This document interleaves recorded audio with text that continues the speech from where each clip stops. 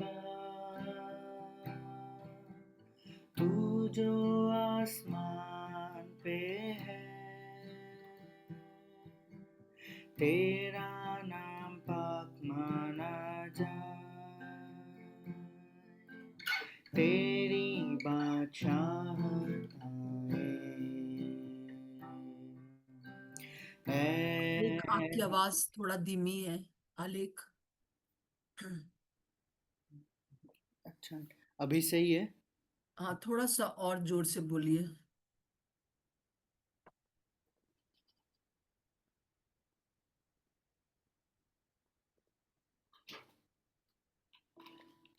एक मिनट। जी।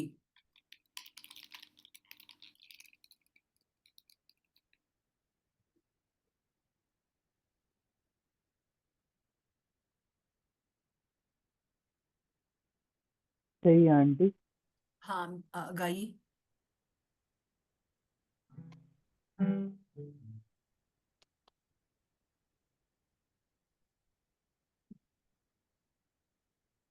रे तू जो पे है, तेरा नाम पाक माना जाए,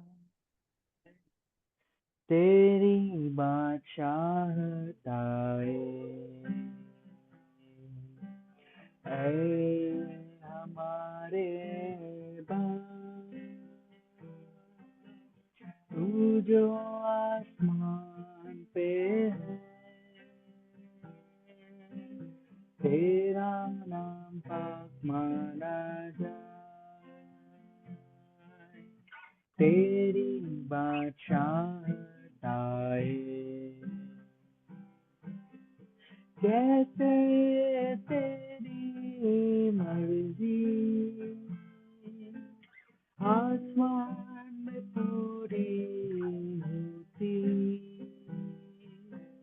जैसे तेरी मर्जी आसमान में पूरी होती, वैसे ही तेरी मर्जी जगत पूरी हो जाए, वैसे ही तेरी मर्जी जगत में पूरी हो जाए, ऐ हमारे बाप, तू जो आसमान पे है, तेरा नाम पाक माना जाए, तेरी बादशाहत आए, रोज की रोटी हमारी आज तू हमको दे दे, रोज की रोटी हमारी आज हमको दे दे, जीवन की रोटी तू है, तू ही हमारा बल है, जीवन की रोटी तू है, तू ही हमारा बल है, ऐ हमारे जिस तरह आवाज बहुत धीमी आ रही है। अपराध को माफ करके, जिस तरह हम अपने अपराध को माफ करते, उसी तरह तू हमारे अपराधों को माफ कर दे, उसी तरह तू हमारे अपराधों को माफ कर दे, ऐ हमारे क्योंकि आसमानी बादशाह और कुदरत व कुदरत, क्योंकि आसमानी बादशाह और कुदरत व कुदरत, जलो का जला है हमेशा तेरा, जलो का जला है हमेशा तेरा, है हमारे बाप, तू जो आसमान पे है, तेरा नाम पाक माना जा, तेरी बादशाह हमारे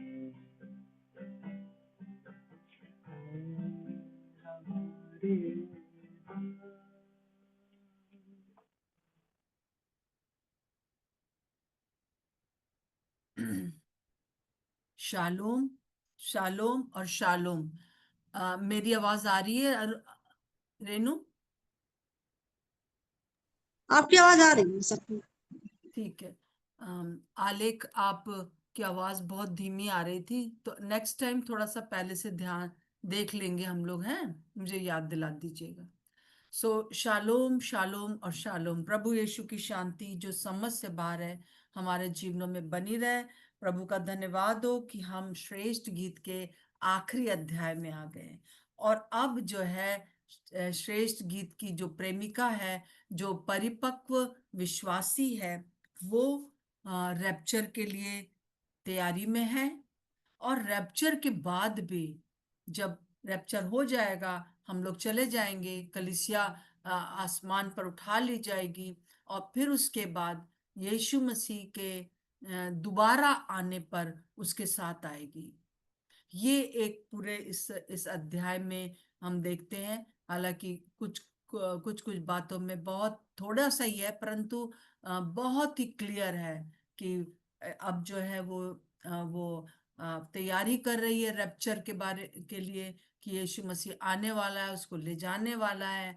और दूसरा कि वो दोबारा फिर लौट कर आएगा और इस संसार के ऊपर 1000 साल तक राज्य करेगा, और उसके बाद न्याय होगा। इस बात का वर्णन हम इस पूरे 8वें अध्याय में देखेंगे।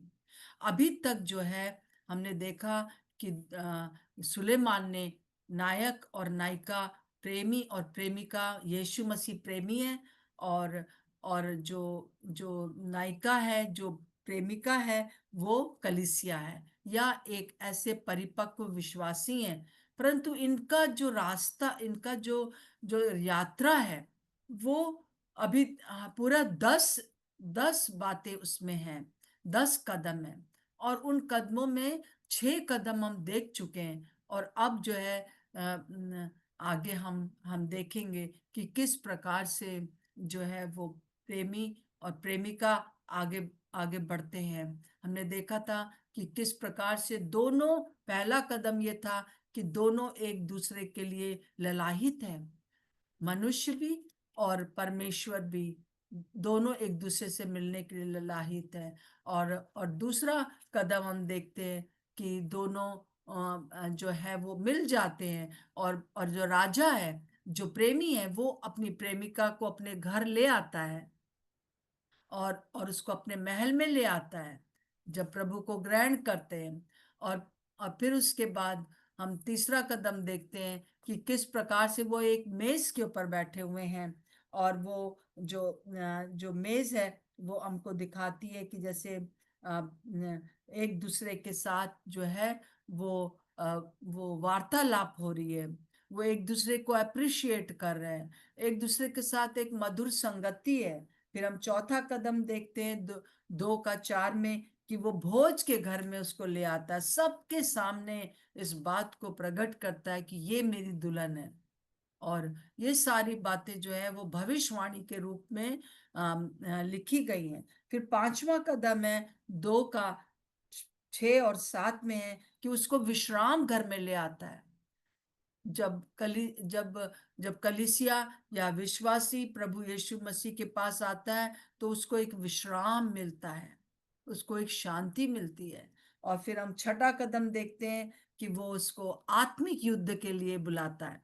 हालांकि इसमें बड़ा स्ट्रगल है, इसमें बड़ा संघर्ष इस कलीसिया को या इस नायिका को, इस प्रेमिका को हो रहा है, परंतु फिर भी आगे पीछे थोड़ा देर में सुनती है, परंतु वो सुनती जरूर है और उसको पूरा करती है। फिर 7वां कदम जो है हम देखते हैं कि एक नई पुकार है, एक जागृति की नई पुकार है। अब जो है जो जो प्रेमिका है वो अब जो है वो अपने आप को रैप्चर के लिए तैयार कर रही है।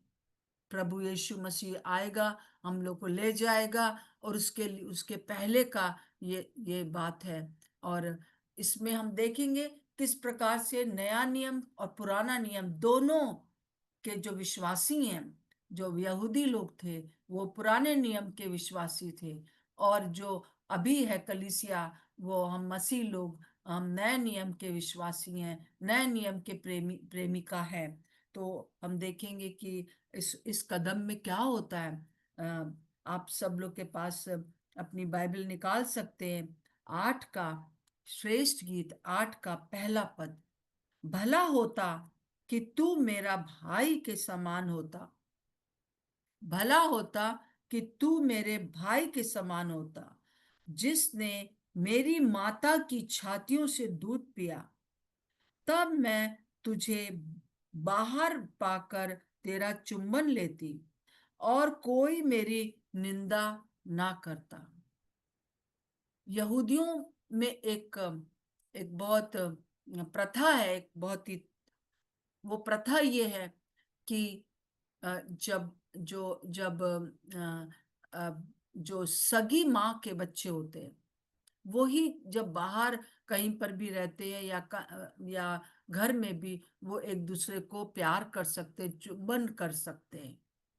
परंतु जो एक ही माँ के बच्चे नहीं है वो नहीं कर सकते।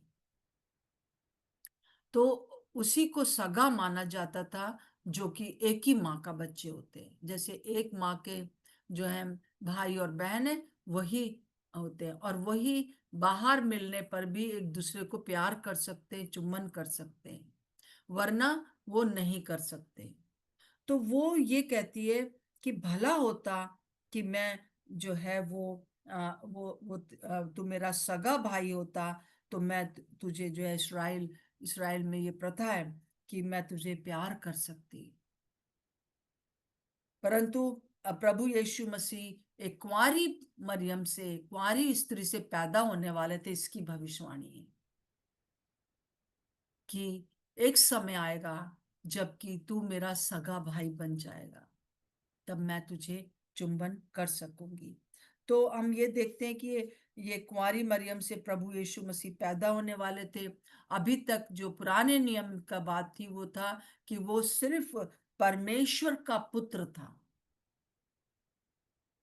वो परमेश्वर का तो बेटा था, परंतु वो एक ही माँ के नहीं थे, हम लोग एक ही माँ नहीं थी, तो सगा भाई नहीं हो पा रहा था।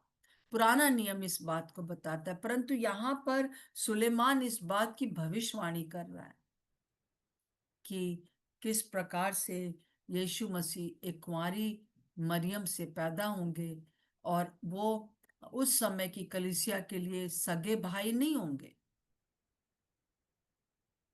अपनी अपनी अपनी कलीसिया के, उस समय की इस्राएली बात, कलीसिया के, वो परमेश्वर के पुत्र तो थे, परंतु वो उनमें कोई पाप नहीं था, वो उनमें कोई पाप नहीं होगा, सॉरी, उसमें सिर्फ पिता परमेश्वर का ही पवित्र आत्मा के द्वारा अंश था, ना तो मरियम का कुछ भी भाग था, ना किसी भी पुरुष का। सो वो बात कहती भला होता, वो एक भविष्यवाणी कर रही है, भविष्यवाणी कर रहा है सुलेमान इस प्रेमिका के द्वारा, भला हो कि हम लोग सगे भाई हों, भाई और बहन हो, ताकि जब मैं बाहर मिलूं, बाहर पाकर तुझे चुंबन कर सकूं। यहाँ पे लिखा है ना, ताकि मैं तुझे और ताकि मैं तुझे बाहर पाकर तेरा चुंबन लेती। और आगे भी हम और भी चीजें देखेंगे। तो बाहर चुंबन लेना मतलब सारी दुनिया को ये बता देना कि हम दोनों सगे भाई बहन हैं, है ना, हम दोनों सगे भाई बहन हैं। इसलिए हम एक दूसरे के साथ इस प्रकार से चुंबन ले सकते हैं, मतलब कि एक साक्षी दे सकते हैं कि मैं और प्रभु एक हैं। ये मतलब है चुंबन लेने का, मतलब है हम दोनों एक है। जैसे पहले ही पद में लिखा है कि वो जो प्रेमिका है वो इस बात की डिजायर कर रही है कि मेरा जो प्रेमी है वो मुझे मेरे होठों पर चुंबन ले, मतलब कि मेरा सगा भाई ही मुझे चुंबन ले सकता है। हालेलुया। एक बहुत ही सुंदर तरीके से जो है सुलेमान इस बात की का वर्णन कर रहा है। और वो एक साक्षी उस समय तक नहीं हो पा रही थी। पुराना नियम में क्या था कि अ, वो प्रभु को प्यार तो करते थे, कलीसिया इस्राएल, परंतु वो उनके पाप क्षमा नहीं हुए थे। वो उनका जीवन जो था अधूरा था, और वो भला नहीं हुआ था कि भला होता कि तो हम लोग एक ही माता के होते, माता के तो नहीं अ, हुए, परंतु हम देखते हैं कि नए नियम में हम प्रभु यीशु मसीह के कारण एक ही पिता की संतान बन जाते हैं। अब जो है, जैसे कि हम देखते हैं विवाह के समय, क्रिश्चियन विवाह में हमारे देश में तो नहीं पाया जाता है क्योंकि कल्चर नहीं है, पर आजकल कहीं कहीं पर होता है कि जो जैसे ही शादी होती है और पति जो है अपना पत्नी का जो है वो घूंघट उठाता है, तो उस समय या तो यहाँ पर या तो कहीं पर भी फेस के ऊपर चुंबन करता है। और ये चीज जो है, जितना भी आप आज अब आप 8वें अध्याय में देखेंगे, जितने भी क्रिश्चियन में रिचुअल्स हैं, रीति रिवाज हैं, वो सब जो है वो श्रेष्ठ गीत से ही बहुत से लिए गए हैं। उसमें जो कुछ भी लिखा है कि वो प्यार करता है, वो अब इस बात को दिखाता है कि अब हम एक हैं, हम एक ही हम एक ही पिता की संतान हो गए। क्योंकि जैसे ही हम यूहन्ना 1:12 में देखते हैं, परंतु जितनों ने यीशु मसीह को ग्रहण किया, उसने उन्हें परमेश्वर की संतान होने का अधिकार दिया। सगे भाई भाई बहन बन गए। मतलब जो प्रेमिका में पुरुष भी है, स्त्रियां भी हैं, हम लोग सब विश्वासी जितने भी हैं, हम उसकी प्रेमिका हैं, और हम पिता परमेश्वर की संतान हैं।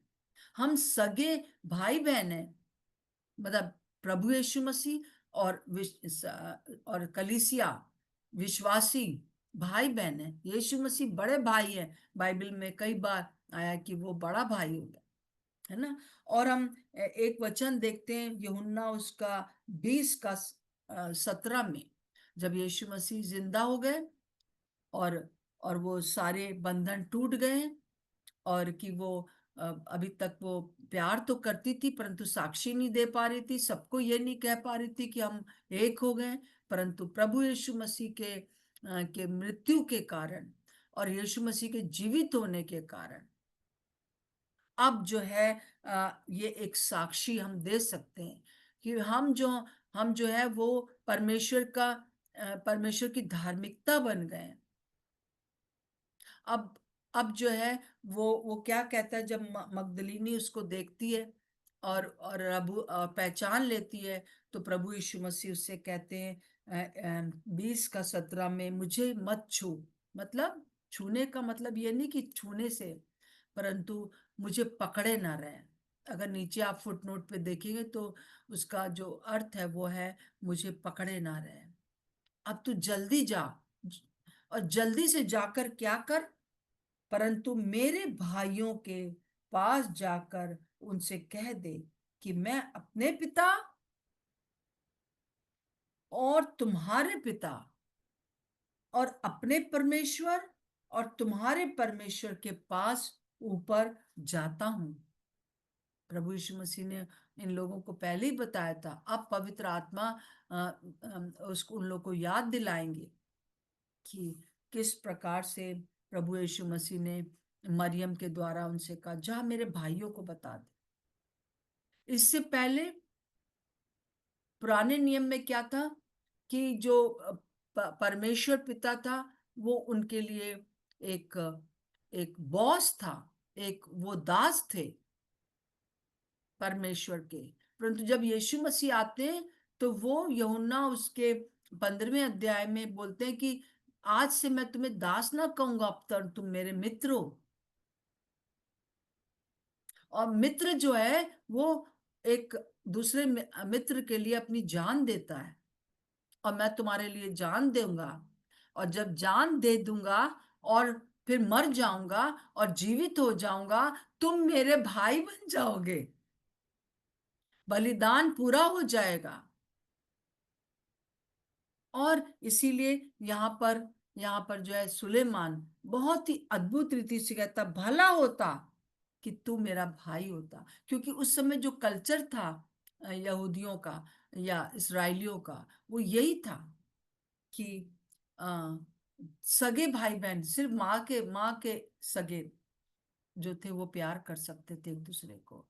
परंतु यहाँ पे भविष्यवाणी क्या है कि यीशु मसीह मरियम के द्वारा पैदा तो हुए, परंतु वो जो था वो सगे भाई नहीं थे हमारे। तो वो चुंबन नहीं कर सकती थी, बाहर उसको बता नहीं सकती थी लोगों को कि यीशु मसीह और मैं एक हैं। परंतु जब यीशु मसीह जिंदा हो गए तब वो सगा भाई बन गया, और एक विवाह के बंधन में जो है वो कलीसिया बन गए। और सबके सामने ये एक सिंबॉलिक बात होती है कि जैसे ही वो सबके सामने वो जो दूल्हा है अपनी दुल्हन को प्यार करता है कहीं पर भी फेस के ऊपर, और उसको इस बात को बताता है कि हम एक हैं। अब तुम जाओ साक्षी दो, तुम अपनी धार्मिकता के द्वारा नहीं, परंतु मेरी धार्मिकता जो मैंने पूरी कर दी है, मैंने जो प्रायश्चित कर दिया, अब तुम धर्मी हो गए हो, अब तुम मेरी दुल्हन बन गई हो। हालेलुया!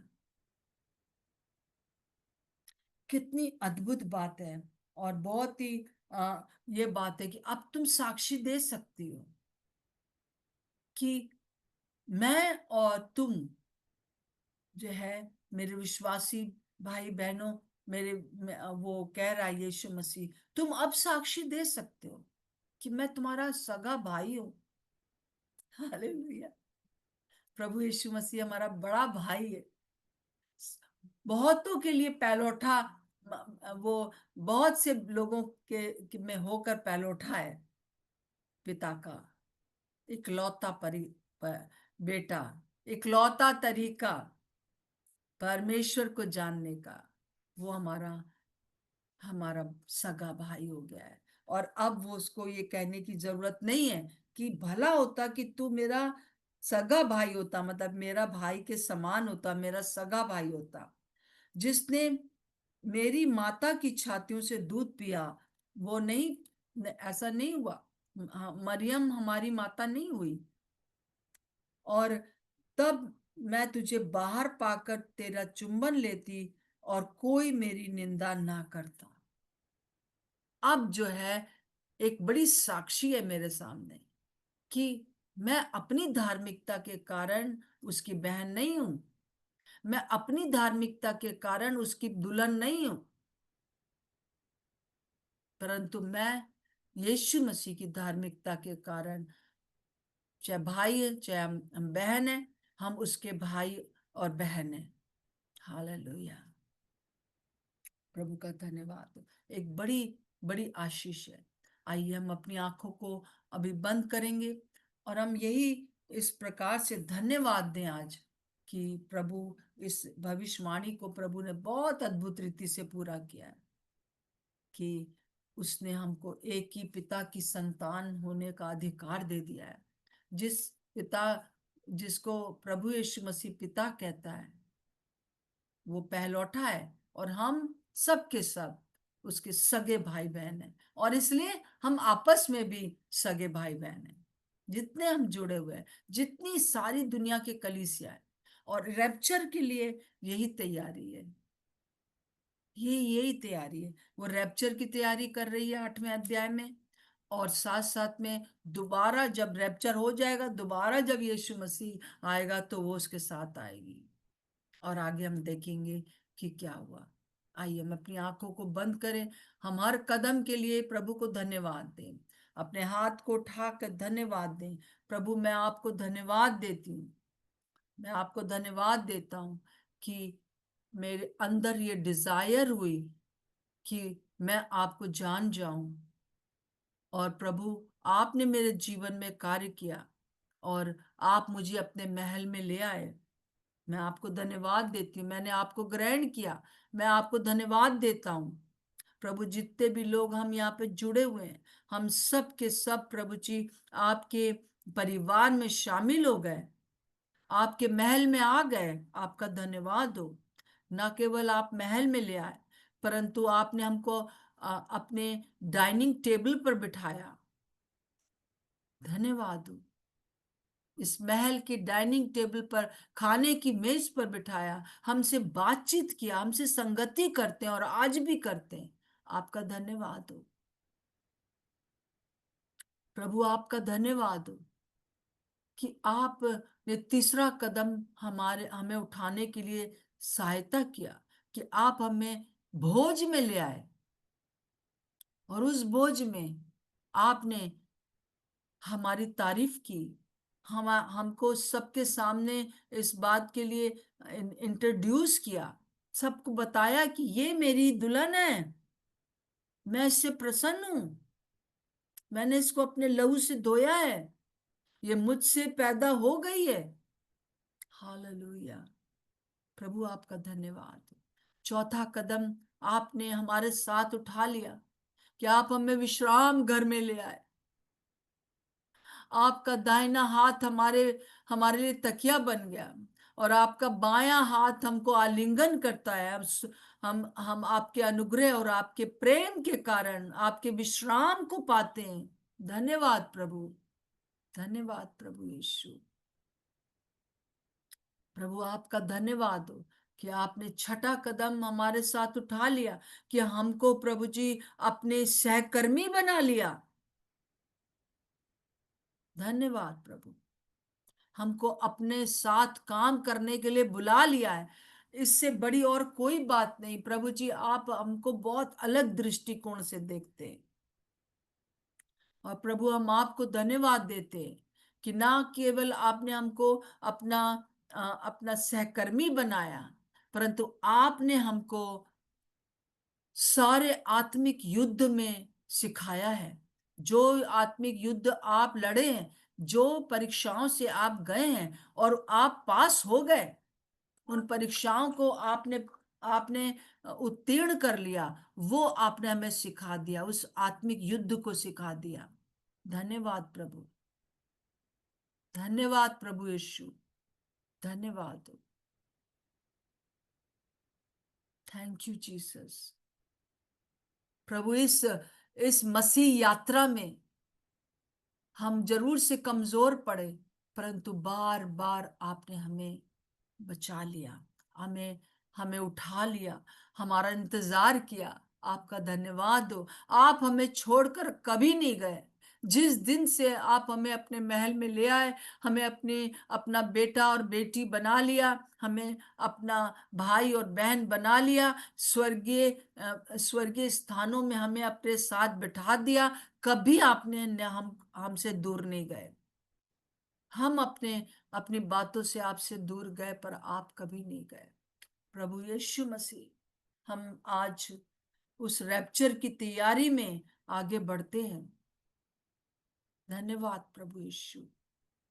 आप एक दिन, हम एक उत्तम आशा है हमारे पास कि आप जल्द से जल्द इस दुनिया में आने वाले हैं और हमको आसमान में लेकर हमको ले जाएंगे। थैंक यू जीसस, इस अच्छी आशा के लिए। हमें इस दुनिया में रोने के लिए, इस दुनिया में परेशान होने के लिए नहीं रखेंगे। और जब तक आपने रखा है, आप मेरे अंदर, हमारे अंदर रहकर एक विजयी जीवन व्यतीत करने के लिए सहायता करेंगे। आज प्रभु जी, हम सबके सामने आपका आप आ, हम आपको हम साक्षी दे सकते हैं। हम अपनी सामर्थ्य से नहीं, हम धर्मी हैं, परंतु आपके कारण, आपके लहू बहाए जाने के कारण हम सब के सब धर्मी हैं, हम सब के सब संत हैं। धन्यवाद प्रभु, जो काम आपने हमारे जीवन में शुरू किया है उसे पूरा करेंगे। हम आपको थैंक यू बोलते हैं। आप हमारे सगे भाई हैं। पिता परमेश्वर के कारण आप हमारे सगे भाई हैं। बलिदान आपने जो दिया है उसके कारण हमको पिता की संतान बना दिया है। आपका धन्यवाद हो प्रभु यीशु। एक भी जन हमारे बीच में से ऐसा ना हो जो कि किसी भी प्रकार से अपने आप को अलग सोचे, कहे कि मेरा कोई नहीं है।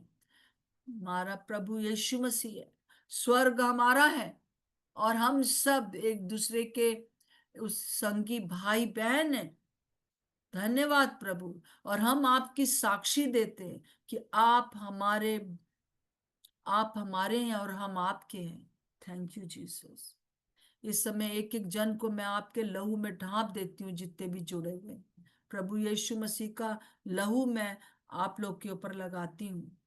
In the name of Jesus, through the blood of Jesus, अपने दिमाग के ऊपर, अपने दिल के ऊपर और अपने पूरे शरीर के ऊपर यीशु आपका लहू लगाते हैं। और हम प्रार्थना करते हैं, जिस कारण से आपने हमको चुना हुआ है, जिस कारण से आपने हमको अलग किया हुआ है कि हम आपकी साक्षी बन जाएं,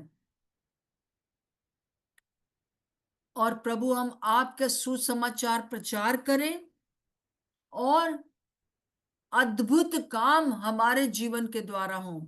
इस समय की कलीसिया के लिए आप यही चाहते हैं, अद्भुत काम हो और हम आपकी संतान है, इस बात के साक्षी हम बने रहें, दूसरों को प्रचार करने वाले हो जाएं। प्रभु हमारी सहायता करें, कलीसिया की सहायता करें प्रभु जी। चाहे कितना भी सताव आए, हम चेलों के समान कह सकें कि प्रभु हमें हियाव दे कि हम तेरा प्रचार हियाव के साथ कर सके, और अपना हाथ चंगाई के लिए बढ़ाइए, दुष्ट आत्माओं को निकालने के लिए बढ़ाइए, ताकि हम स्वयं स्वतंत्र हो, कलीसिया स्वतंत्र हो और दूसरों को स्वतंत्र करने वाली हो जाए। यीशु मसीह के नाम से मांगते हैं, आमीन और आमीन। मैं चाहती हूँ कि आप लोग, जो नया मेरा नंबर है आप सबके पास है, और नहीं है तो आप मेरे पुराने नंबर पर आप जरूर से मुझे फोन करके मुझसे पूछ सकते हैं। और कोई भी बात है प्लीज जरूर बताइए, क्योंकि मेरे नंबर आप लोग का मेरे पास होना जरूरी है, तभी आपको सारी डिटेल्स मिल पाएंगी। और दूसरों को भी आप बता सकते हैं जो आपके साथ जुड़े हुए हैं। सो सबको जय मसीह की। आप लोग सब मेरे बहुत प्रिय भाई बहन हैं। जय हम मसीह सब की दीदी, जय मसीह जय सबको। मसीह जय मसीह जय मसीह की दीदी, जय मसीह दीदी जय मसीह। जय मसीह की दीदी जय प्रभु मसीह की आपके साथ है। जय प्रेज लॉर्ड आंटी मसीह प्रेज की, लॉर्ड जय सभी मसीह की। शालोम शालोम और शालोम। कल फिर मिलेंगे।